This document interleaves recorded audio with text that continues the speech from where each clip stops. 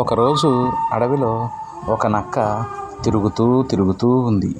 అది ఆహారం తిన్న తర్వాత మంచినీళ్ళు తాగడానికి అడవిలో ఎక్కడ చూసినా మంచినీళ్ళు దొరకలేదు. కానీ ఇంకా వెతుకుతూనే ఉంది. వెళ్ళి ఎక్కడో ఒక రంగుల కుండలో మంచినీళ్ళే అనుకుని దూకి మంచినీళ్ళు తాగుదాం అనుకుంది.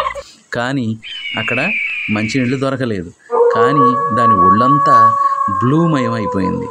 బ్లూ కలర్లో ఉన్నటువంటి నక్క బయటకు వచ్చి తన రంగును తానే చూసుకొని సంబరపడిపోయింది.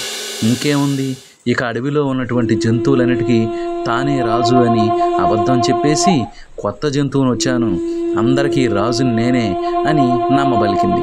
జంతువులన్నీ కూడా ఈ జంతువు నిజమే అనుకొని ఇదేదో కొత్త జంతువు అనుకుని రోజు దానికి ఆహారం తీసుకొచ్చి పెట్టడం మొదలుపెట్టాయి.